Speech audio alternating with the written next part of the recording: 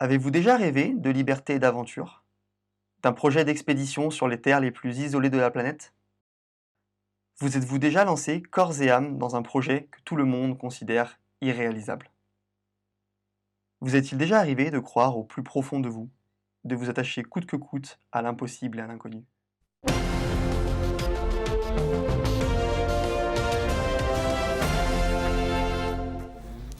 Это программа «Актуальное интервью». Какие горные вершины Якутии привлекают иностранных альпинистов, что заставляет их вновь и вновь покорять новые рубежи, и как спортсмены борются с чувством страха и на какие высоты еще мечтают зайти. Об этом мы сегодня поговорим с гостями из Франции, а в частности это Вирджиль Девин, студент-член молодежной альпинистской сборной Франции, и Тибо Кателент, он ученый и альпинист и кинорежиссер. Good day. Как давно знакомы с вершинами Якутии и почему они вас привлекают? Eh oui, elle est excellente cette question. Ça, c'était à Yakutsk, le 28 août 2019, après un mois d'aventure en Yakoutie et de partage autour de l'escalade et de l'alpinisme. En y répondant, je vais vous raconter le début de cette histoire.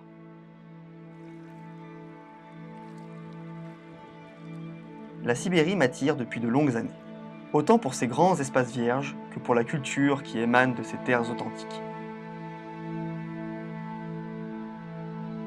En octobre 2018, mes yeux de grimpeur tombent au hasard d'une recherche internet sur les somptueuses colonnes de l'Ena, une forêt de monolithes calcaires, ocre et sauvages, d'une centaine de mètres de haut. D'abord intrigué, je mène de timides recherches. Et plus le temps passe, plus les colonnes m'attirent. Imaginez ma surprise lorsque je découvre que ce rocher semble demeurer depuis la nuit des temps, mystérieux et invaincu. Le challenge était donc de taille. De plus, mes recherches sur l'escalade en Yakoutie m'ont appris que cette pratique était très peu développée dans cette partie de la Sibérie orientale. Je prends donc contact avec la Fédération d'escalade et d'alpinisme de Yakoutie. Mes questions principales concernent la grimpabilité, bien sûr, des colonnes de l'Ena. Когда мне впервые написал Тибо, впервые написали ребята, гиды из Франции, это, конечно, было очень интересно. Мы тогда собрались все вместе, и федерация обсуждали, насколько это реально, насколько это будет для нас. Alexander est sincère avec nous et nous présente un rocher de mauvaise qualité, en imaginant qu'il doit être possible de le grimper à l'aide de techniques d'alpinisme poussé. Когда впервые нам написали гиды из Франции, мы собрались на федерации, обсудили, насколько мы сможем помочь осуществлению данного мероприятия и что это даст для федерации. И, конечно, мы сразу поняли, что совместная работа – это очень интересный опыт для нас. Évidemment, il n'y avait aucun intérêt à faire un voyage aussi long pour uniquement consommer le rocher.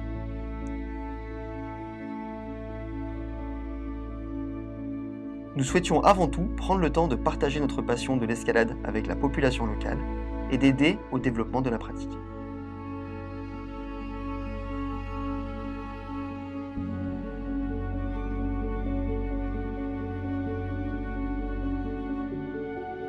Le tout prenait donc forme. Il s'agissait de s'élancer à l'assaut des mystérieuses colonnes, de se mélanger à la culture yakoute, de partager nos connaissances autour de l'escalade et de l'alpinisme, et de réaliser un film afin de partager, en France, en Europe, cette aventure humaine, si belle et si intense. C'est comme ça que l'on a commencé à parler d'un projet d'expédition en Sibérie orientale. Vertical Naya Drujba, amitié verticale, sur les rives de Sibérie.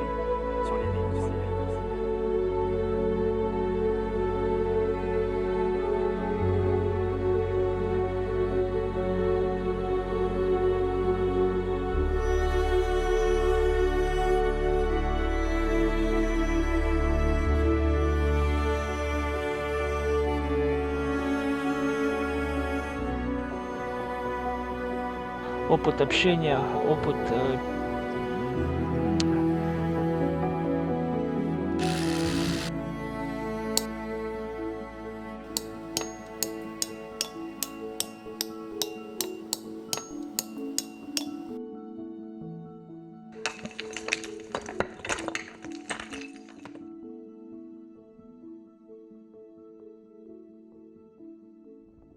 Nous sommes 5 Français, bien décidés à vivre cette aventure.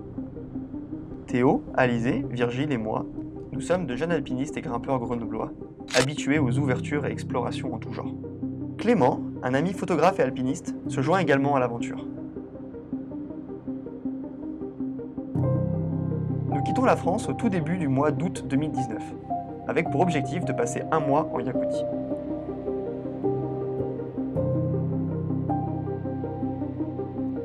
Après une quinzaine d'heures de vol, d'un bout à l'autre de la planète, on atterrit à Yakoutsk, la capitale de la Sibérie orientale.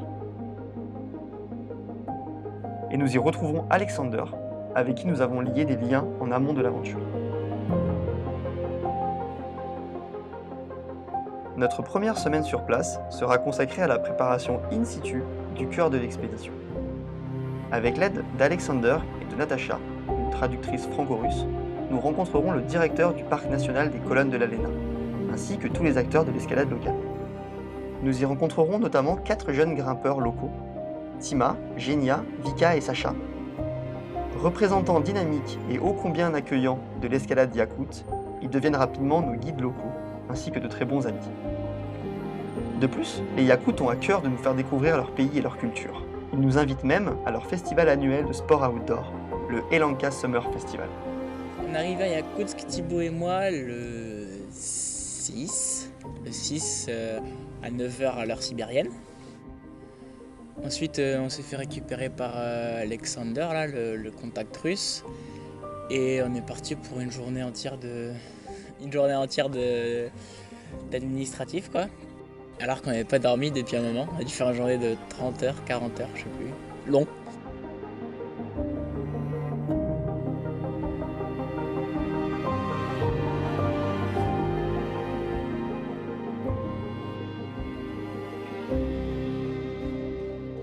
On a réglé les détails administratifs avec le gardien du parc. Donc maintenant il est content, il nous dit qu'on peut y aller mais qu'on va mourir. On grimpe la Léna. Qu'est-ce qu'on a fait d'autre? Pas grand chose d'autre, hein. On a beaucoup attendu. Moi ce soir.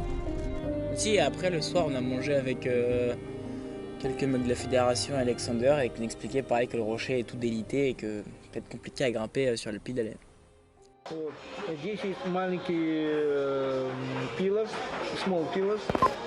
Вот с этой стороны можно вот подниматься. Вот. Здесь very good. Ok. Вот здесь, как я сказал, вот. Но есть и такие. Вот такие, раз. Вот так есть. И вот такие есть. А потом вот так. Есть и такие, есть скорость. Вот такие. Да, вот как. The rock is bad, it's rock easily, but in south it seems better. On the south side? Yes, in the south side. Он говорит, на южной стороне скалы кажутся лучше. У них в стране такие же. Нет, you mean Lena Pillars, right? Yeah. На детских столбах. Так там нет южной экспедиции. А я не знаю, где она. Южные. Climb by your feet, like just walk. Alors le principe c'est qu'il y avait différentes teams. Je crois qu'il y avait 9 teams en tout. À peu près de 10-15 personnes qui passaient sur différents ateliers. Acrobranche, escalade, paddle, tir à l'arc, tir à la carabine, plein de trucs comme ça. Et ils engrangeaient un certain nombre de points et c'est comme un raid multisport, quoi. Mais en plus de ça, il y a une vraie communauté autour de ça et le soir, chacun doit préparer un spectacle. Ils font une choré et tout sur du son. Ils doivent préparer un campement où ils sont notés sur le style du campement, sur la beauté des feux et tout. Et ils ont préparé toute une histoire autour de leur nom de team parce que leur team correspond à des noms de sommets, etc. Et donc ils ont préparé des histoires, machin. Et non, c'était vraiment bien, surtout cet aspect communautaire là qu'on retrouve pas. Enfin, moi j'ai jamais retrouvé sur un festival en France, un festival un peu sportif. Et le soir, on s'est retrouvés juges donc, de ces différentes équipes. Malgré nous. Malgré nous, ouais. Donc en fait, on est allé voir, chaque équipe avait son propre camp, donc on allait voir chaque camp des équipes qu'ils avaient eux-mêmes décoré, souvent selon où était leur sommet. Et donc ils avaient tous une petite histoire et à chaque fois on entrait dans l'univers de l'équipe qui nous racontait sa petite histoire et voilà. Ils avaient prévu de faire ça en russe, alors des fois ils improvisaient des traductions et tout. C'était terrible.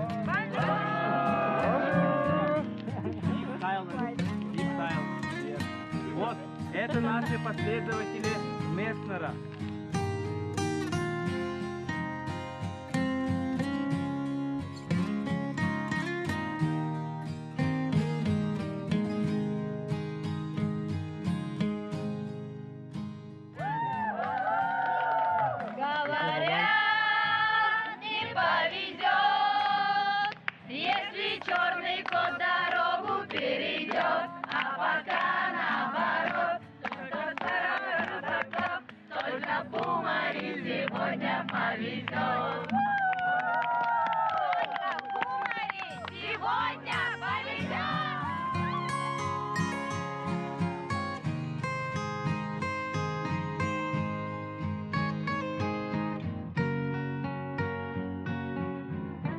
Le matin, sous la pluie, ils ont pu faire quelques activités un peu plus en forêt, donc du tir, des parcours, etc. Et l'après-midi, on a eu de la chance, il y a eu quelques petits rayons de soleil. Et donc, ils ont pu faire du kayak, du paddle et de l'escalade. Et nous, on a profité aussi pour découvrir un petit peu le secteur, puisque donc le président de l'association d'escalade de Yakoust est venu nous montrer un petit peu les voies et les secteurs qui restaient à équiper, etc. C'était super intéressant.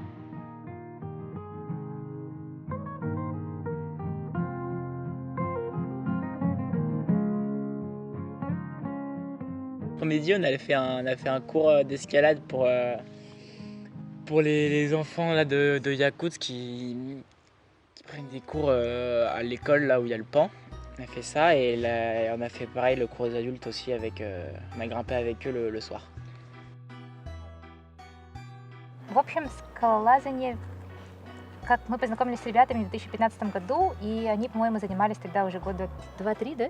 2-3. И у нас скалодром, который во второй школе находится, он сейчас единственный скалодром, поэтому мы все тренируемся там. Там, на самом деле, очень классная зона болдера.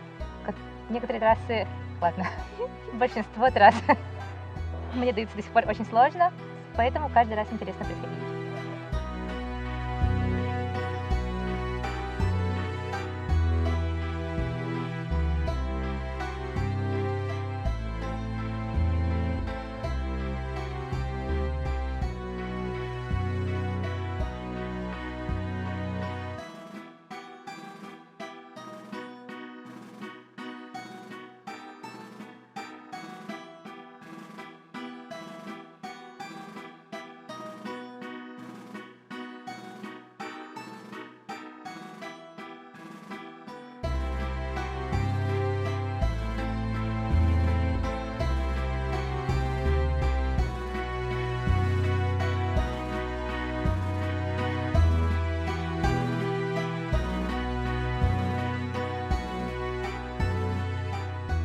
Alors, la ville de Yakoust, elle est assez particulière parce qu'en fait, on est dans une ville de taille moyenne, donc on n'est pas sur une grande métropole comme en Asie, mais c'est une ville qui est vraiment futuriste. Donc de taille moyenne, futuriste parce qu'il y a des tuyaux partout dans la ville, des gros tuyaux comme dans Star Wars.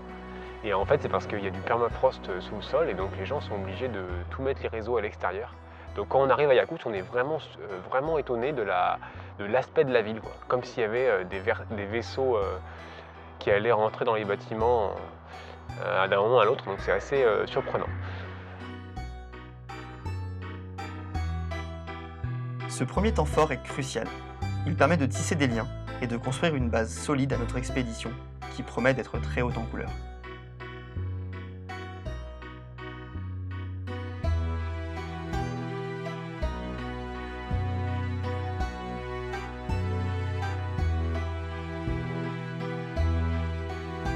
Nous partirons ensuite pour 20 jours d'aventure et d'exploration, sur les rives et falaises de la belle Lena, ce fleuve gigantesque qui raye les plaines de Sibérie.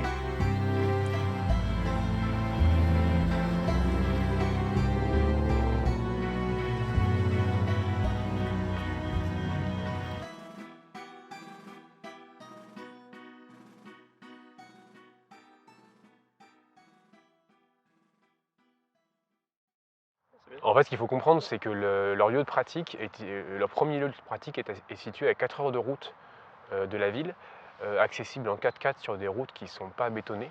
Donc, bon, déjà, la première chose, c'est que eux, ça leur fait pas peur. Et que nous, dès que c'est à plus de 15 minutes de Grenoble, on se dit, tu crois que ça vaut le coup environnementalement, c'est pas très acceptable, etc. Mais eux, puisqu'ils n'ont pas le choix, ils n'hésitent pas à faire 4 heures de route pour aller grimper des voies en cône. Donc ça, c'est assez intéressant pour prendre du recul par rapport à notre pratique. On pose les pieds sur la plage d'Elanka le 12 août, en fin de journée, isolé à plus de 20 km de la cabane la plus proche et à 100 km de toute ville. Les sacs sont déchargés. Et le camp de base est installé. Nous sommes maintenant seuls. Deuxième levée, il pleut.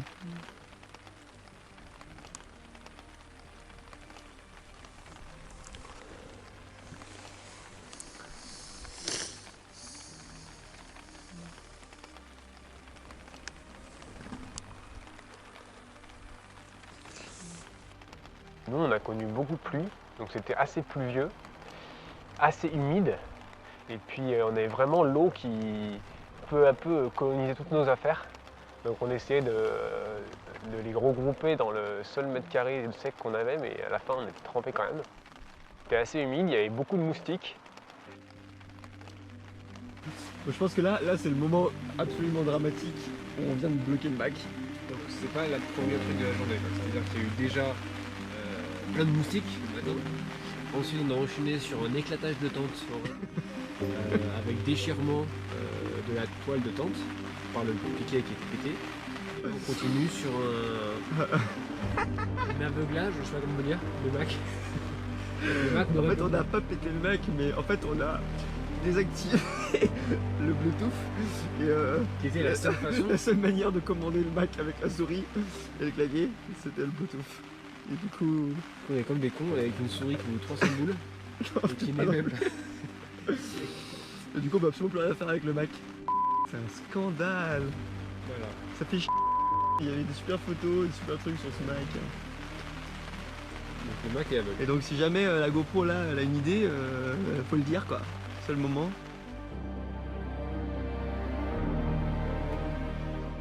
Le site d'escalade d'Elanka, c'est un endroit qui est très beau parce qu'on a des falaises qui bordent la Léna. Donc c'est un environnement très sauvage et magnifique. Скалы Еланки были впервые пробиты скалолазами Богомоловым, Валерием и Олегом Бойко в начале 2000-х. Примерно тогда же Петр Акимов вместе со своими учениками стал пробивать учебные трассы для обучения начинающих спортсменов, начинающих молодых людей. Тогда были пробиты те трассы, которые наиболее близко расположены к нашей базе. Elanka, c'est un site qui est plutôt étendu. Donc il faut imaginer une grande plage sur laquelle on va marcher pour relier les voies qui constituent le site. Donc on a, à mon avis, une quinzaine de voies.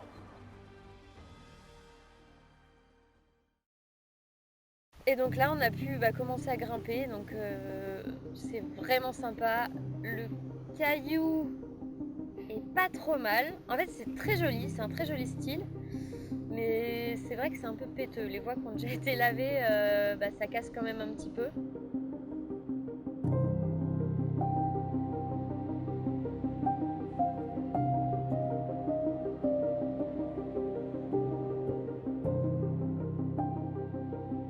Après avoir découvert les voies yakoutes et l'ensemble du site, notre véritable travail commence. Nous devons équiper de nouvelles voies ici, dans le but de développer l'escalade locale.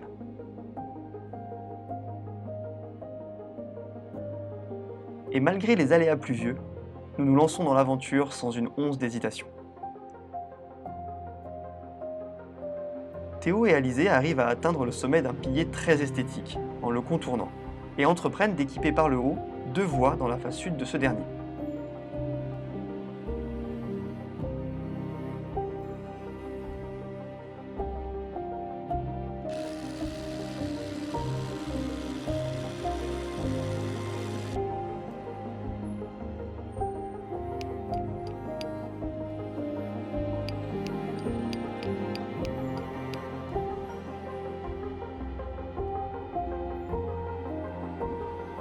Pendant ce temps, Virgile et moi, on s'attaque à une ouverture par le bas, dans une ligne de fissure majeure que l'on ne peut ignorer de par son élégance et sa régularité.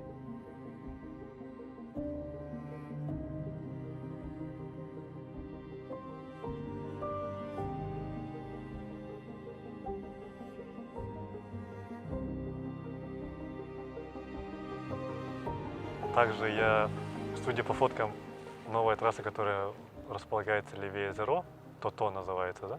Судя по фоткам, она очень классная и, судя по рассказам, очень техничная, очень приятная. Одно удовольствие ее лезть рассказывали вот, гости наши. Я вот с нетерпением жду, когда попробую эту трассу также. C'est une fissure. Du coup, j'ai commencé dans la fissure, j'ai dû mettre 3-4 points dans la fissure qui était équipée. J'ai dû monter une, genre, je sais pas, 8 mètres, un peu comme genre.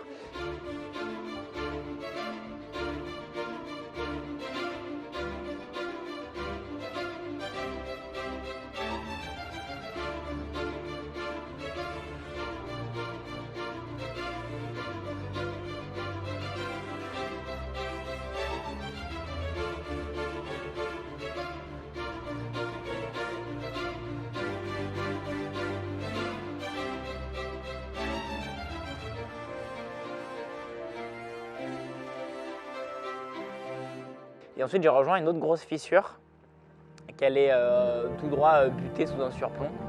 Ça fait une longueur d'à peu près 30 mètres. Je vais monter là-dessus. C'était assez large, je vais mettre des gros freins. Et ouais, du coup, je suis arrivé au sommet comme un con, je trouvais plus de bons freins. Du coup, je me suis mis sur des freins un peu pourris en attendant de pouvoir percer un relais. Et ouais, du coup, j'ai splitté un relais et un ami-stat. Ce qui signifie dans un langage plus commun que Virgile est dans une situation délicate sous le surplomb semi-taille. On lui envoie le perforateur afin qu'il installe là-haut un équipement robuste et une corde statique d'accès.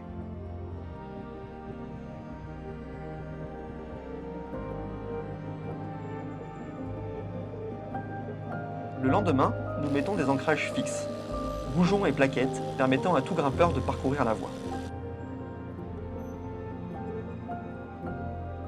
Non, j'ai pas fait partir trop de trucs. Elle était un peu poussiéreuse au début, la fissure. Ça m'a fait un peu peur, mais en fait, ça allait. Et ouais, simplement sur le haut, il y avait sous les deux petits surplombs, il y avait quelques cailloux à enlever.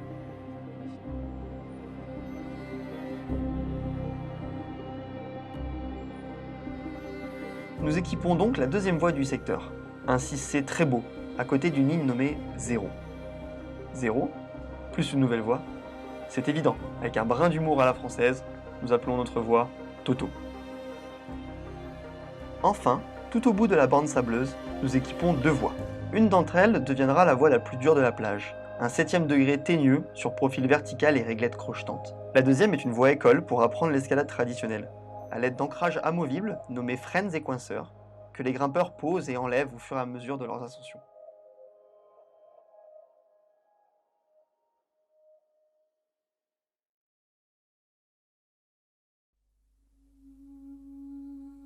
Les Yakoutes de la fédération locale nous ont rejoints le 6e jour. Nalivai! Nazlovia! Après avoir trinqué à l'escalade, à la Yakoutie et à l'expédition. Après avoir jeté le verre de vodka dans le feu, signe de l'amitié entre les peuples.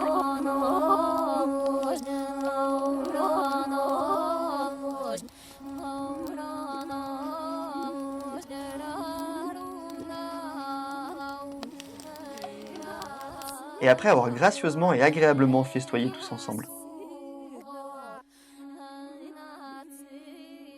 Il est grand temps de passer à l'escalade.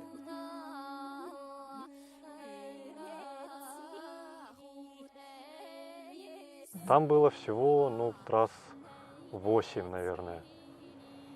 Сейчас их уже больше, что-то около 20. Причем каждый приезд гостей дает толчок на развитие скалолазания на Иланке. Например, 2 года назад сюда приезжали гости из Москвы и Красноярска.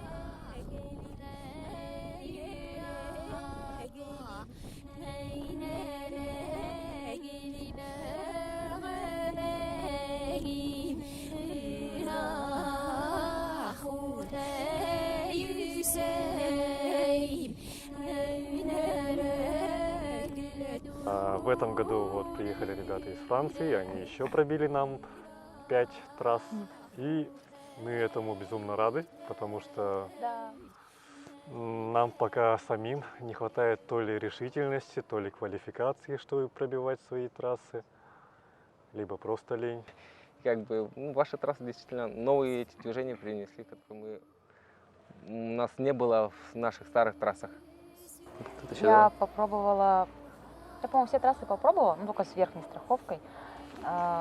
Попробовала вот эту 7 А+, и я чувствую, что она от меня очень-очень далеко. Я прям на первом же ключе сразу оторвалась. Ну, трасса очень сложная, да, конечно. Надо тренироваться, чтобы ее сделать. Например, благодаря приезду вас, ну, вашему приезду точнее, я впервые попробовал традиционное лазанье. Это было одно из самых страшных событий в моей жизни. Ну, правда, я сам не устанавливал эти точки, но все равно было очень страшно. И в будущем я хочу попробовать сделать это самостоятельно. Благо, трасса у нас уже имеется для этого. Да, очень круто. Снаряжение у нас также имеется. Осталось только пробовать. 3, 2, 1, go! Quand il m'emporte ce roi, qu'il n'est pas là tout bas, je vois la vie à rose. Это то, что сближает людей, объединенных общей целью, а также это очень интересно. Это очень интересно. Это очень интересная деятельность. Ну, вот этот активный вид отдыха. Он заставляет людей думать, работать над собой, над своим телом, общаться.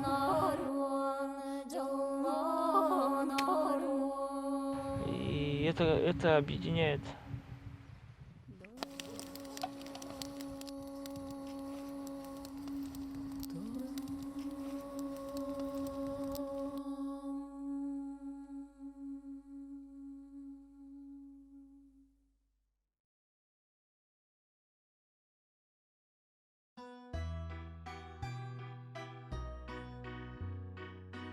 Au matin du 8e jour, nous quittons nos amis Yakoutes et les rassurantes falaises des Lanka.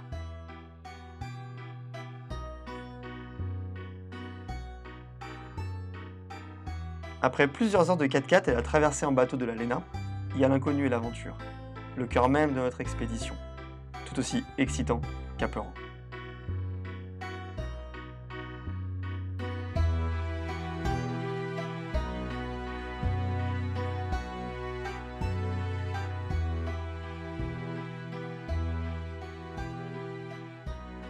Depuis Batamaï, notre regard reste longtemps fixé sur les gigantesques colonnes qui règnent sur la rive opposée. Et tandis que le soleil se couche, on se paye même le luxe de faire la course sur la rivière. Alizé et Clément avec Alexander sur le bateau rouge, et Virgile, Yana et moi avec Ruslan sur le bateau en treillis militaire. On ne peut plus local.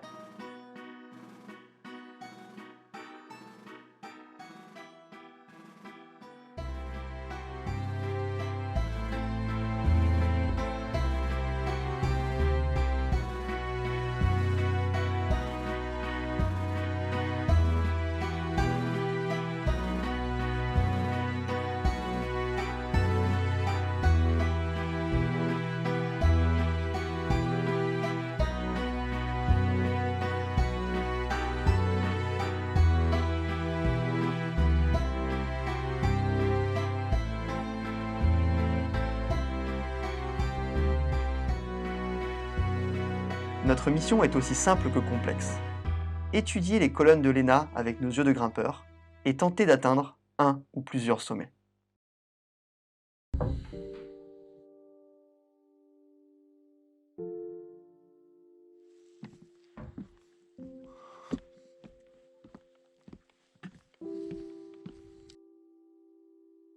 Tout d'abord, nous prenons le temps de marcher sur le site. Du camp au sommet des colonnes par les chemins balisés qui les contournent, et d'un bout à l'autre de la plage, couvrant ainsi de nos jumelles les 45 km de rochers.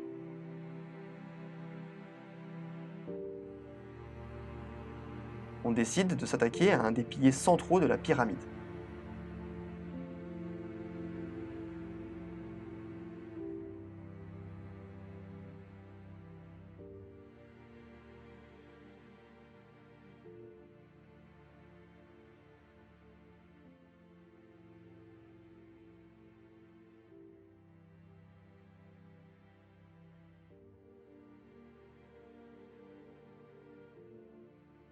Un bon pied, nickel.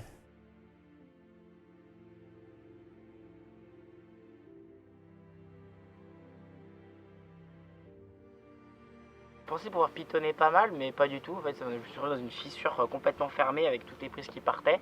Dès que je posais un pied et que je l'enlevais, la prise elle partait. Et même pour pitonner, c'était pas tout le temps. C'était de temps en temps quand il y avait une fissure qui tenait. Et donc, on pouvait même pas artifier quoi, c'était grimper.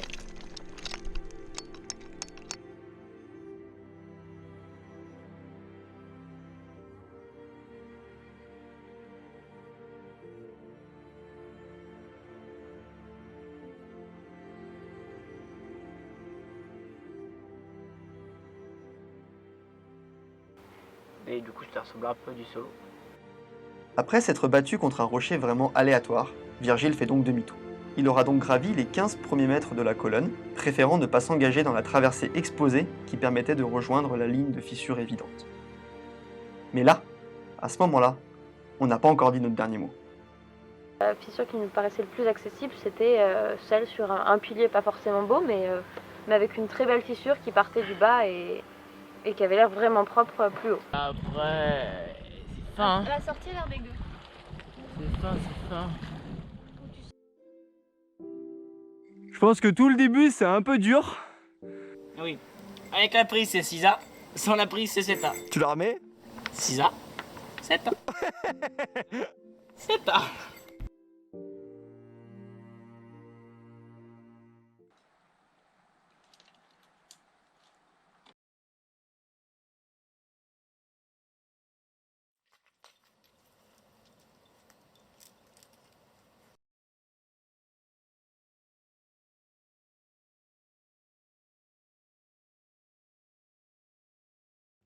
Le pilier, haut de presque 100 mètres, sonne creux de bas en haut. Même en escalade artificielle, c'est-à-dire en se hissant sur nos ancrages et en limitant les risques de chute, l'ascension est extrêmement périlleuse. Après 2 jours de combats acharnés, on finit par baisser les bras et on s'avoue vaincu. Le danger est trop grand. Lorsque l'on atteint cette limite, il faut savoir s'arrêter. C'est peut-être décevant, parfois frustrant, quelque peu désobligeant. C'est assez coûteux, ça prend du temps, ça prend de l'énergie, ça prend de l'investissement, beaucoup de choses. On a vraiment envie de faire des choses, donc on se donne à fond, on va un peu au-delà des limites de l'acceptable, quoi, puis d'un point de vue risque. Et puis en fait, voilà, il y a quand même un moment donné où on est quand même capable de se dire, bon, même si on est engagé sur des trucs dans le sens, voilà, faut quand même qu'on ramène des images, faut quand même on est jusque là, donc ça serait bien de faire un truc, mais même s'il y a tout ça, le plus important c'est quand même de rester tous sains et saufs, de ne pas se faire mal, de ne pas se tuer, et voilà, je veux dire, les piliers ils sont là depuis X mille ans, ils resteront là encore X mille ans, et voilà, ça change rien, quoi, qu'on soit mort dessus ou pas. Donc bon voilà, il y a peut-être cette composante-là qui est... Et puis il y a aussi le fait que de renoncer aussi sur ces piliers, il faut plutôt voir l'expérience qu'on en tire que l'échec, que le truc négatif, quoi. Ouais. C'est que du coup, tu sais que dans une expé, il peut y avoir cet aspect-là d'attente, d'inertie, de renoncement, qui peut être le mauvais temps, mais pour nous, c'était pas le mauvais temps, c'était plus le terrain, quoi.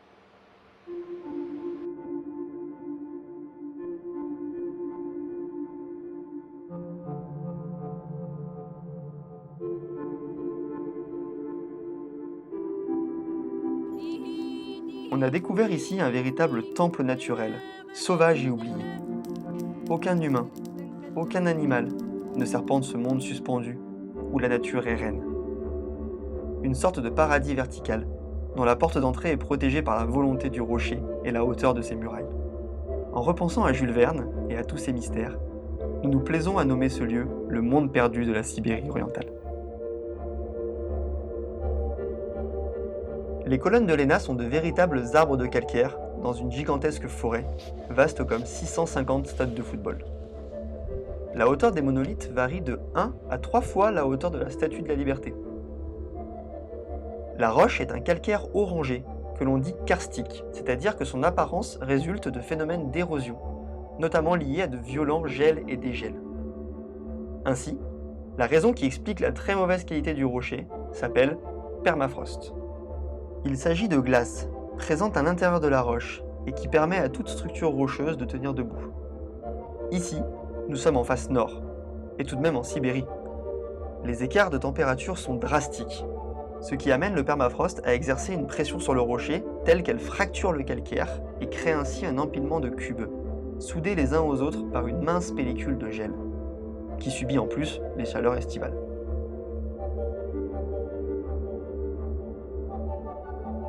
Voilà, il y a la spéléo plongée, mais ça c'est trop facile en fait, c'est surfait. Donc nous on a fait la spéléo glace. Mais sans crampons aussi, parce que c'est plus rigolo. Voilà. Allez, salut les gars!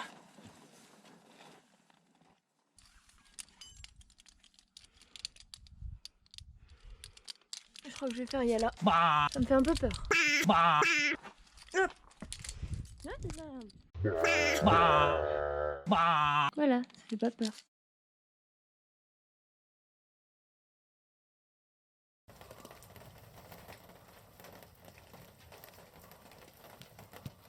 On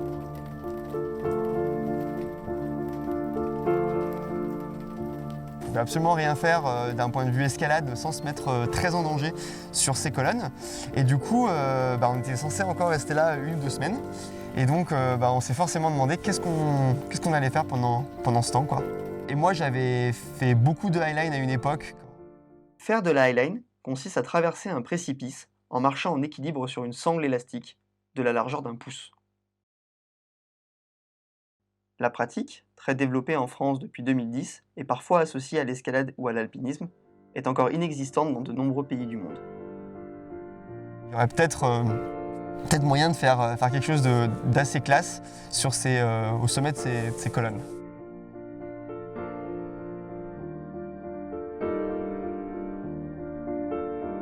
Et une fois qu'on avait trouvé les promontoires, il fallait qu'on détermine comment on allait ancrer la highline de chaque côté.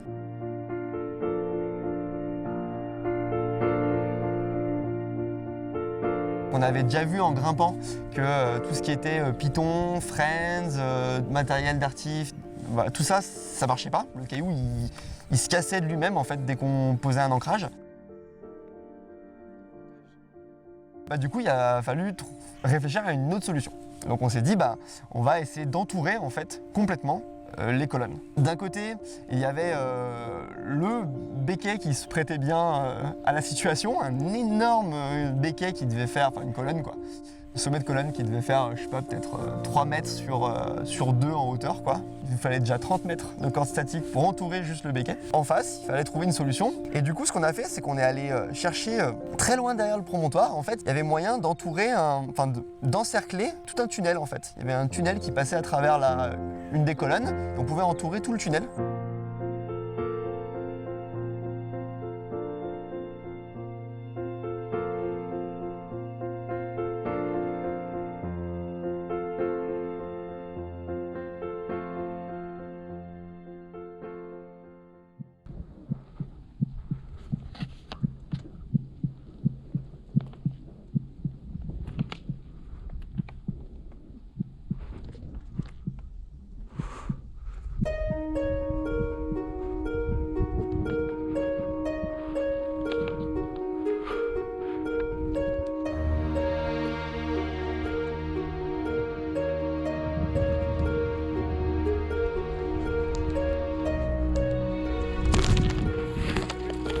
Et c'est une traversée qui est un peu magique parce qu'on est partagé entre la peur de faire tomber le pilier intégralement, donc de mourir avec, tout l'environnement est très austère, donc on n'est pas à l'aise et en même temps on est dans un environnement qui est extraordinaire, on est concentré, sur une highline on est vraiment dans une bulle.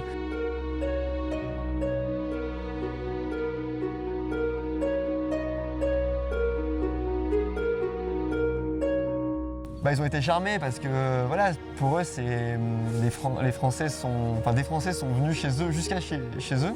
Ils ont essayé de grimper leurs piliers et ils ont réussi à faire un truc qu'eux, ils avaient jamais imaginé. Donc, finalement, c'était beau de voir que eux, ça les touchait. Ils comprenaient pas trop ce que c'était, pourquoi on avait fait ça, mais eux, ça les touchait qu'il y avait une première, qu'il y avait un truc extraordinaire qui avait été fait chez eux pour la première fois. Il faut être quand même complètement barjot pour marcher.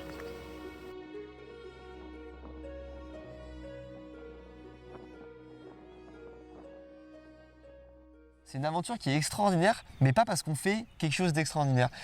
C'est une aventure qui est extraordinaire parce qu'on est dans un endroit extraordinaire avec des gens extraordinaires et qu'on développe quelque chose qu'on aime. C'est vraiment ça qui fait que cette expédition, elle est vraiment fabuleuse.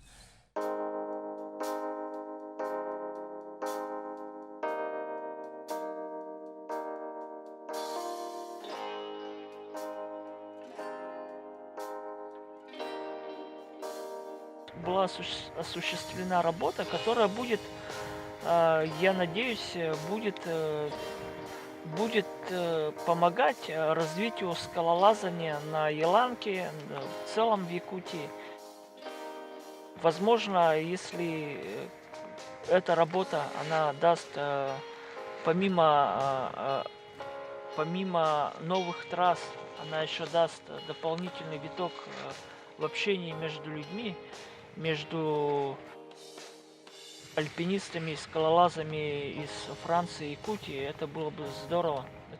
Это было бы здорово для получения опыта, для развития скалолазания.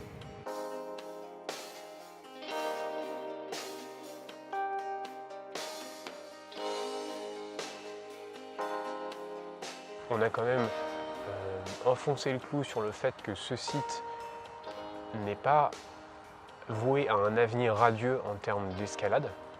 Ça, je pense que tout le monde est d'accord là-dessus. Après, ce qu'on a apporté, je pense, c'est qu'on a apporté le fait qu'on peut quand même créer dans ce secteur d'autres façons par rapport, par exemple, en faisant de la highline.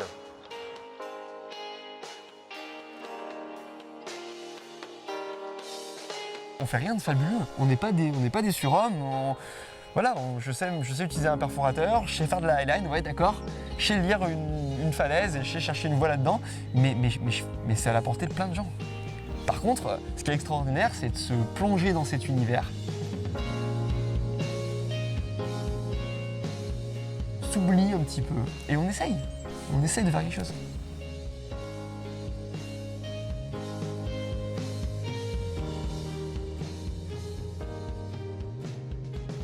Finalement, cette petite population de grimpeurs yakoutes, ils sont vraiment de super bonne humeur, ils sont très motivés, ils sont très... voilà, ils ont vraiment envie de développer l'escalade là-bas, qu'il y ait des jeunes qui arrivent, qui continuent à grimper et qui prennent le relais. Et du coup, en fait, on va vers un truc super, quoi.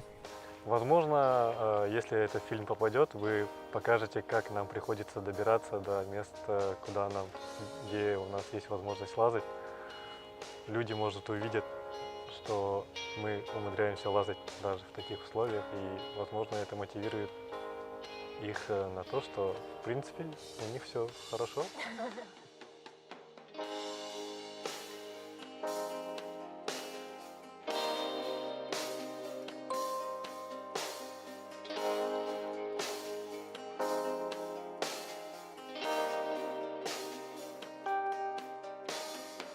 Un grand merci à nos amis Yakoutes pour tout ce que vous avez fait pour nous.